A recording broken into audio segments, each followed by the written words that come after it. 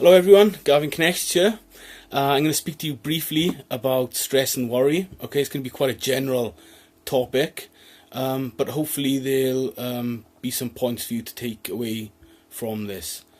Okay, so first of all, let's consider what is the mind in the grip of a vicious circle. One of the most obvious instances that we all know of is the phenomenon of worry.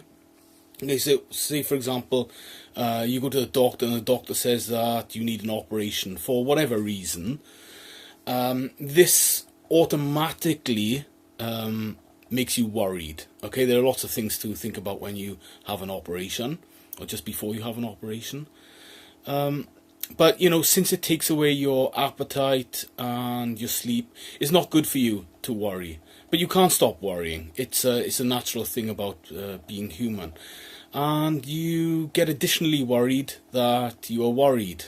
You know, for example, if you can't sleep and you can't eat, and then you're letting your health down a little bit, and you're tired, and you get annoyed with yourself for being worried and keeping this on your mind all the time.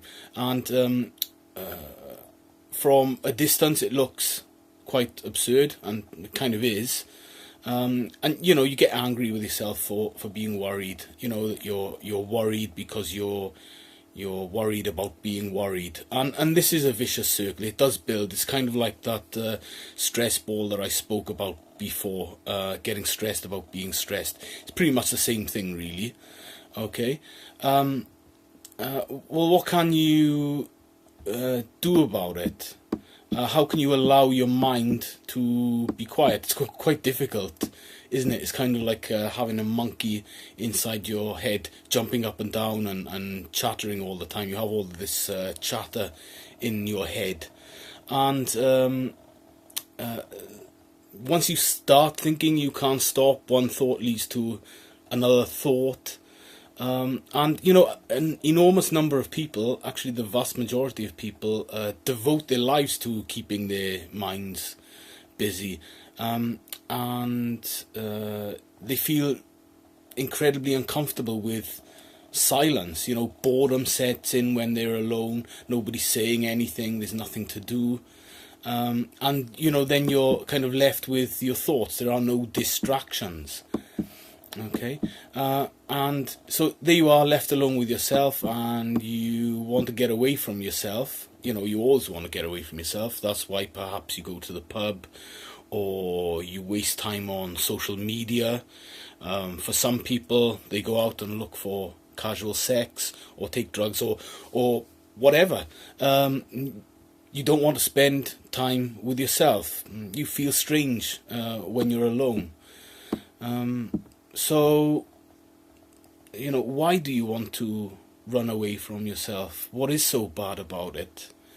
Why do you want to forget?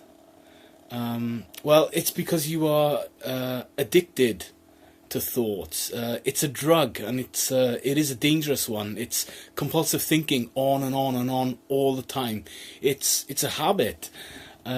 So there's a difficulty about stopping that activity, the activity of thought. Of course, some amount of thought is, of course, necessary, but you know, you can get trapped in your head, and you really have to learn how to quiet the mind if you want to continue to be sane.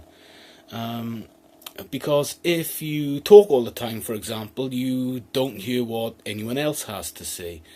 And you'll end up in the situation of having nothing to talk about except your own talking. And so exactly the same is true of thought. You won't have anything to think about except your own thoughts if you only think. So in order to have something to think about, there must be a time when you simply stop thinking. Well, how do you do that? First rule, as with sleep, is not to try, because if you do, it'll be like trying to flatten running water with a rolling pin, and of course that's all it'll do is splash the water everywhere and stir it up. And so in the same way as the contents of a shaken beer bottle settles itself when it's left alone, you have to know when to leave your mind alone, because it will settle itself. Okay, so I hope that all made sense. Okay, peace out, see you next video.